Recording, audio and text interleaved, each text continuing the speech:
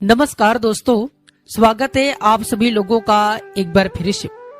दोस्तों, गाय ने बताया कि इस स्त्री के भाग्य में पुत्र की प्राप्ति नहीं होती है और उसे पूरा जीवन निसंतान ही रहना पड़ता है।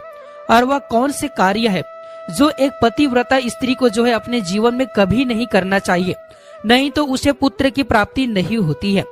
मित्रों, एक समय की बात है जब माता लक्ष्मी भगवान विष्णु से मिलने के लिए जाती है और भगवान विष्णु से कहती है, प्रभु आज मैं आपसे 3 प्रश्नों का उत्तर चाहता हूँ। तो भगवान विष्णु कहते हैं, हे देवी, तुम निश्चित होकर के अपने तीनों प्रश्नों को मुझे बताओ, मैं तुम्हारे प्रश्नों का उत्तर अवश्य दूंगा। तो प्रश्नों को बताते हुए माता लक्ष्मी जो है कहती है, प्रभु मेरा पहला प्रश्न यह है कि वह कौन सी स्त्री है जिसके भाग्य में पुत्र की प्राप्ति नहीं होती है और वह पूरा जीवन निसंतान ही रहती है। और मेरा दूसरा प्रश्न है, वह कौन सी स्त्री है जो समय से पहले ही विधवा हो जाती है और बिना पति के दुखी जीवन व्यतीत करती है। और मेरा तीसरा प्रश्न है, वह कौन सी स्त्री है जो पति के होते हुए भी एक दुखी जीवन जीती है और उसे कभी भी अपने जीवन में सुख की प्राप्ति नहीं होती है। तो भगवान विष्णु माता लक्ष्मी को तीनों प्रश्नों को सुन करके जो है बोले, हे देवी, मैं तुम्हें एक कथा सुनाता हूँ जिसे सुन करके तुम्हारे प्रश्नों का उत्तर मिल जाएगा, किंतु बहुत ध्यान से सुनना। तो माता लक्ष्मी कहती है, आप कथा सुनाइए प्रभु, मैं कथा को पूरे मन लगा करके सुनूंगी। लेकिन उससे पहले प्रिय दर्शकों, अगर आपने अभी तक चैनल को सब्सक्राइब नहीं किया है तो आप जो है हमारे चैनल को सब्सक्राइब कर लीजिए और सच्चे दिल से कमेंट बॉक्स में लिखे जय माता लक्ष्मी, जय भगवान विष्णु। कथा सुनाते हुए भगवान विष्णु कहते हैं, एक समय की बात है जब एक गांव में एक सेठ रहता था और उस सेठ के 2 बेटे थे और दोनों की शादी हो चुकी थी तथा सेठ और सेठ की पत्नी जो है दोनों ही बहुत ही दुष्ट स्वभाव के थे। और सेठ का बड़ा बेटा और उसकी पत्नी भी दुष्ट स्वभाव की थी, लेकिन सेठ का जो छोटा बेटा था वह बहुत ही अच्छे स्वभाव का था और उसकी पत्नी भी बहुत ही अच्छे स्वभाव की थी और वह अकेले ही घर का सारा काम करती थी और घर में सभी की जो है कपड़े को वह धोती थी। इतना सब कुछ करने के बाद भी सेठ की पत्नी और बड़े बेटे की पत्नी जो है हमेशा उसके अपमान करती थी। कथा को आगे बढ़ाते हुए भगवान विष्णु कहते हैं, सेठ की बड़ी बहू का एक बेटा था और छोटी बहू को एक पुत्री थी। सेठ की पत्नी हमेशा उस पुत्री को लेकर के जो है अपनी छोटी बहू को ताना मारती थी।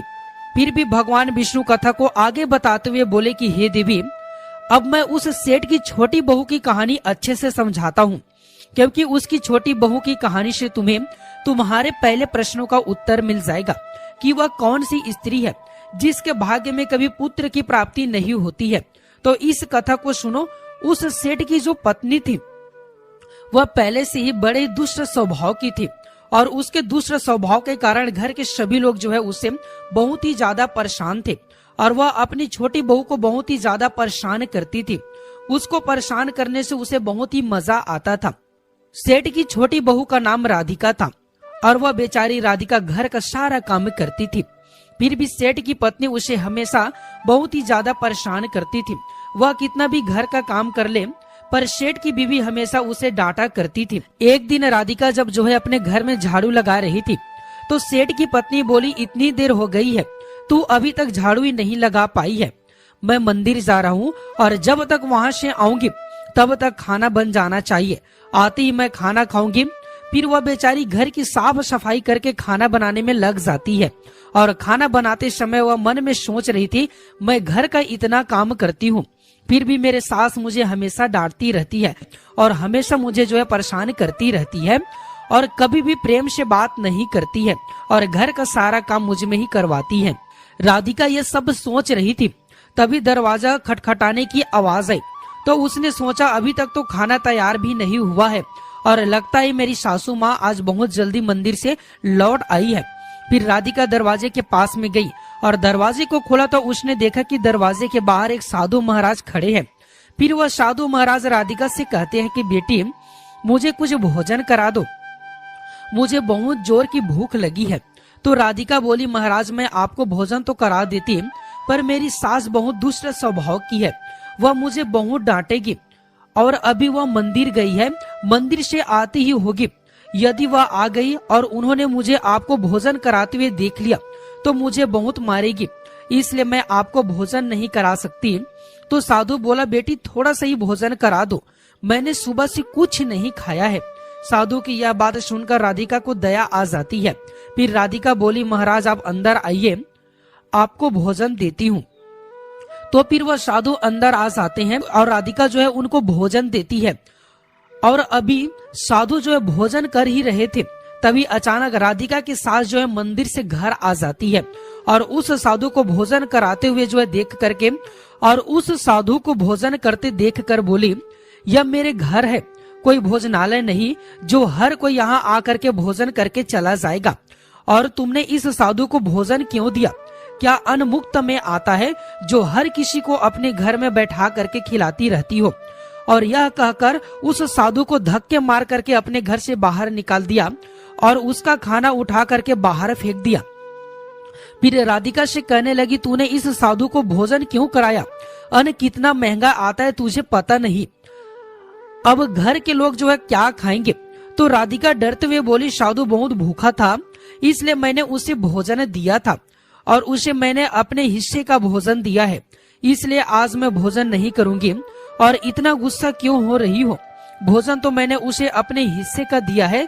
यह सुन करके उसकी सास ने गुस्से में आ करके राधिका को भी धक्के मार करके घर से बाहर निकाल दिया और बोली, जा अब तुझे भी इस घर में रहने की जरूरत नहीं है और अब कभी मेरे घर में मत आना।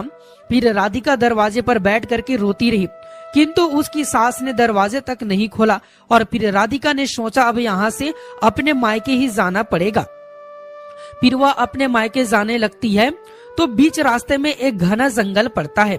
राधिका भूखी प्यासी अपने मायके जा रही थी, तभी बारिश होने लगती है। फिर राधिका वही जंगल में एक पेड़ के नीचे में जो है बैठ जाती है, लेकिन फिर भी बारिश की बूंदें जो है उसके ऊपर में गिरती रहती है। वह जो है भीगने लगती है तो उसे एक और पेड़ दिखता है जो काफी बड़ा था। तो बारिश से बचने के लिए वह जो है उस बड़े से पेड़ के नीचे में जा करके बैठ गई और रोने लगी। तभी उसे एक संत जो है मिले और संत ने कहा, बेटी तुम क्यों रो रही हो? तो राधिका ने संत को सारी बातें जो है बताई। तो संत ने कहा, वह लोग तुम्हें इसलिए परेशान करते हैं क्योंकि तुम्हें अभी तक पुत्र की प्राप्ति नहीं हुई है, लेकिन तुम चिंता मत करो, मैं तुम्हें एक पर्ची देता हूँ जिसमें पुत्र प्राप्ति का उपाय लिखा है। फिर संत ने उसे एक पर्ची दी और कहा, इसमें लिखे हुए उपाय को यदि तुम पूरी तरह से निष्ठा से करोगे तो तुम्हें पुत्र की प्राप्ति अवश्य होगी। और फिर इतना कह करके वह संत जो है वहां से चले गए। फिर राधिका अपने मन में सोचने लगी, यदि मुझे भी पुत्र हो जाएगा तो मुझे भी ससुराल में बहुत सम्मान मिलेगा और मेरी सास मेरी बहुत इज्जत करेगी। यही सोच रही थी, तभी बारिश बंद हो गई और फिर उसने पर्ची को खोला और पढ़ा तो उसमें लिखा था, पुत्र के लिए स्त्री को हमेशा अपने पति के बाएं ओर सोना चाहिए। और पर्ची में आगे लिखा था कि मासिक धर्म शुरू होने के प्रथम 4 दिवस में स्त्री और पुरुष मिलन से पुरुष रोग मुक्त हो जाता है, मतलब पुरुष रोग प्राप्ति होता है। इसलिए मासिक धर्म के प्रथम 4 दिन पति पत्नी को मिलन नहीं करना चाहिए तथा मासिक धर्म के 5वें दिन मिलन से कन्या की प्राप्ति होती है और 6वें दिन के मिलन से पुत्र की प्राप्ति होती है और 7वें दिन के मिलन से बंध्य पुत्री जो है उसकी प्राप्ति होती है तथा मासिक धर्म की 10वीं रात्रि में मिलन करने से अति श्रेष्ठ पुत्र की जो है प्राप्ति होती है। और फिर उस पर्ची में लिखी सारी बातें पढ़ करके राधिका जो है अपने मन में सोचने लगी, अब मैं इस जंगल में रहूंगी। फिर वह जंगल ही कुटिया बना करके रहने लगी और फिर उसका पति जो उसे ढूंढते हुए उसी जंगल में राधिका के पास में पहुंचा और उससे कहा, तुम घर चलो। तो राधिका ने उस पर्ची वाली सारी बात को जो है उसे बताई और कहा, अब मैं यही रहूंगा जब तक मुझे पुत्र की प्राप्ति नहीं हो जाती है। यह सुन करके उसका पति भी उसी के साथ जंगल में रहने लगता है। और फिर राधिका ने अपने मासिक धर्म के दौरान मासिक धर्म के 10वीं रात्रि में अपने पति के साथ में मिलन किया और वह गर्भवती हो गई। फिर सुबह स्नान करके राधिका जो है पूजा पाठ करने के लिए बैठी हुई थी, तभी उसका पति लकड़ी काटने के लिए चला गया और फिर भयंकर तूफान आया जिसमें उसकी झोपड़ी उड़ गई और भारी बारिश होने लगी। और फिर बारिश से बचने के लिए राधिका जो है उसी बड़े से पेड़ के नीचे में जा करके बैठ गई और उस पेड़ पर 2 राक्षसी रहती थी जो उस समय बाहर कहीं गई थी और थोड़ी ही देर बाद वह दोनों राक्षसी पेड़ पर आ करके बैठ गई और उसी पेड़ के नीचे राधिका जो है बैठी थी। फिर वह राक्षसी आपस में कहने लगे, चलो सोने के टापू पर चलते हैं। तो दूसरी कहने लगी, पर चलेंगे कैसे? तो पहले राक्षसी बोली, इसमें कौन सी बड़ी बात है, इस पेड़ को अभी उड़ा देते हैं, इसी से चलेंगे। इतना कह करके वह दोनों राक्षसी उस पेड़ पर बैठ करके सोने के टापू की तरफ में निकल लेती है। और उसी पेड़ के नीचे पेड़ की जड़ पर जो है राधिका भी बैठी थी, इसलिए साथ में वह भी उड़ने लगती है। किंतु राक्षसी को यह बात नहीं पता होती है कि इस पेड़ के नीचे में एक औरत भी है। फिर कुछ ही देर में वह दोनों राक्षसी सोने के टापू पर पहुंच जाती है। और फिर दोनों राक्षसी को भूख लगी तो वह दोनों पेड़ से उतर करके शिकार करने के लिए चली गई। फिर राधिका पेड़ की जड़ से उतर करके जब सोने के टापू पर पैर रखा तो उसने देखा यह तो सब सोना ही सोना है। तो वह जल्दी जल्दी सोने को अपने साड़ी के आंचल में भरने लगी और जितना सोना भर सकती थी उतना भर लिया। और फिर दोबारा से उसी पेड़ के जड़ में जो जा करके वह बैठ गई। फिर कुछ ही देर बाद में दोनों राक्षसी शिकार करके वापस आ गई और फिर पेड़ के ऊपर में बैठ गई। और फिर दोनों आपस में कहने लगी, चलो अब यहाँ से चलते हैं। और फिर कुछ ही देर में वह दोनों जो है पेड़ को लेकर के वहीं पास फिर पहुंच गई।